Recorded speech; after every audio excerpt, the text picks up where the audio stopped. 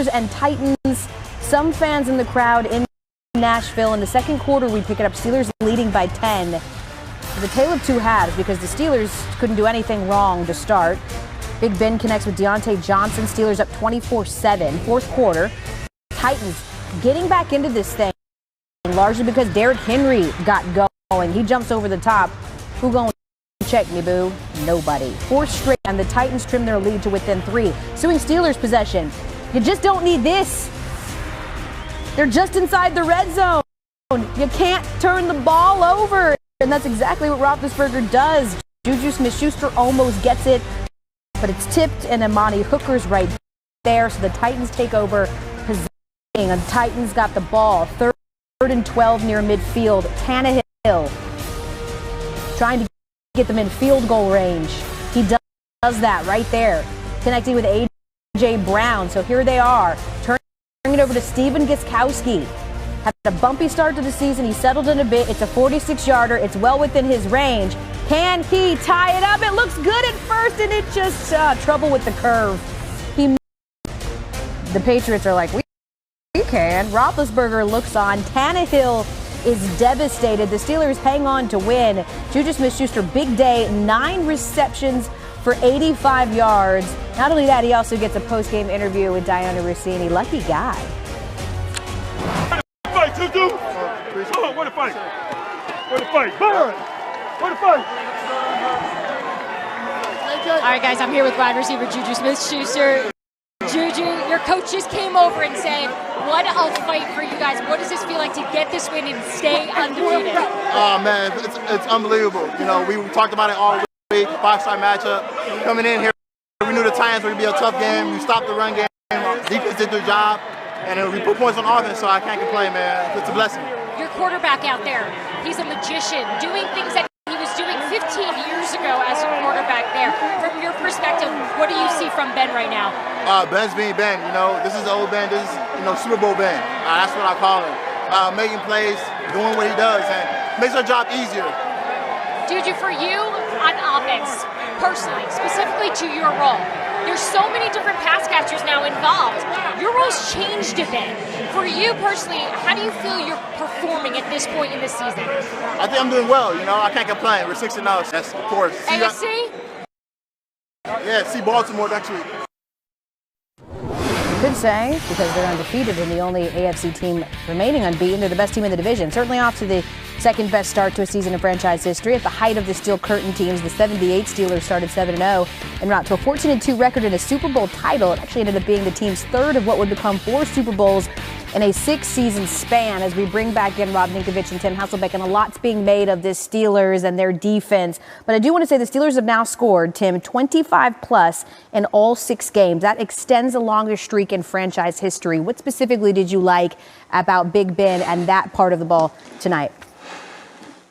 Listen, they're really good on that side of the ball as well. And, I think what you see people doing now is trying to find ways to stop them. Do you play zone? Do you play man free? Do what do you do? Are you going to run the football if you're playing with a too high safety look? Well, the Tennessee Titans at times decided to come after them. They're going to bring 7 rushers. There's only 6 blockers. Well, you do that, and they do a great job disguising it pre-snap, to be honest with you. But Ben sees it, throws the side adjustment to the weak side, and then allows these fast wide receivers to run after the catch. Very similar situation down in the red zone. Now they're going to bring 6, but the middle linebacker is covering the back. Ben sees it. Again, it's fairly well disguised, especially in this area of the field. They get into it late, and it's getting the ball to Deontay Johnson, fast receiver, in space, let him work afterwards. And so I think what the Pittsburgh Steelers are doing, they're playing great defense, saw some plays on special teams, and then offensively, you're seeing a team that's hard to defend. I mean, they're running the football effectively. They've got a good offensive line.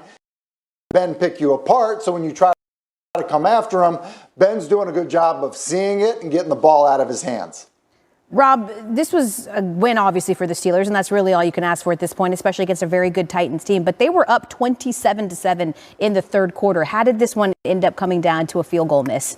Look, a battle of the undefeateds. It's always awesome to watch 2 teams play each other when they're really good, and they're learning from these. Even though the Tennessee Titans lost, the Steelers are learning from this victory as well. There's 2 plays in this game. In a good game, there's always one or two plays. Right before the half, Big Ben here, right before the half, 13 seconds left, takes a shot. Well, in this particular moment, all he has to do, check the ball down. You have a great field goal kicker. Get the 3 points. If you can get those 3 points, that might end up at the end of the game being the difference. Then here, fourth quarter, you see this last throw at the end of the game. Volleyball up in the air again, intercepted. Well, that's at the end of the day in the playoffs, you need every point that you earn.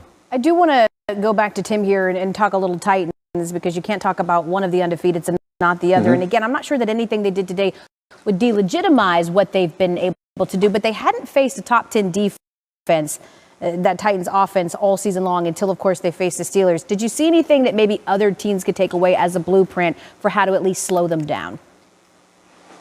No, I don't really think so. I mean, I look at, the Titans, and look, Pittsburgh wins the game, and I think that the Steelers are a really good football team as well. Rob points out the mistakes, but part of, like the second interception, that was just on that clip there, Jayon Brown makes a heck of a play running down in the middle of the field with a wide receiver making a play on the football.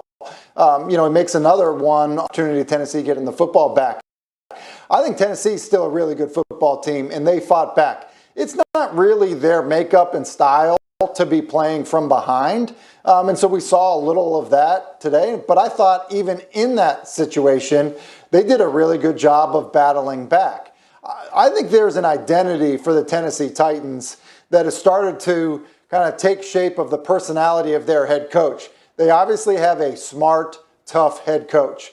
And I think there's kind of some examples in that football game. You look at Ryan Tannehill's first touchdown pass, he gets blasted on a second down run. And the very next play comes back and throws a touchdown pass. That is a tough, smart football team rallying around their coach and their quarterback. And so, look, I'm never going to be a prisoner of the moment. On one game, you lose a game, and all of a sudden you can't be one of the better teams in the National Football League. I think the Titans still are. I think they just fade from behind. If people are sort of looking at the box score, they're going to say, wow, the Steelers had 3 turnovers. And if you lose the turnover differential that bad and still win a game, that's a win.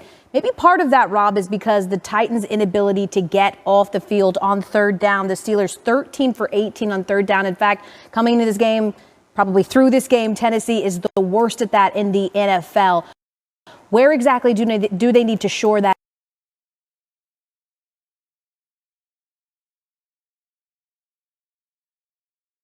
up in order to be a legitimate contender?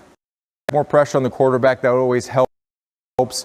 The guys in the back end, the secondary can't cover forever, but you playing a good football team, they're going to convert third downs. That's just the name of the game. Good teams, they will convert. So it's limiting the red zone scoring. And at the end of the day, when you're in the deep into the playoffs or you're in the playoffs, it's all about the red zone and winning the red zone. So if you can limit teams to 3 points instead of touchdowns, that's what saves you. So I think the Tennessee Titans are in good shape. They're going to learn from this game in particular, and they're just going to keep going. I know Clowney got beat up a little bit in that game, so you hope that he can get some of his health back and they can get back after the quarterback. We anticipate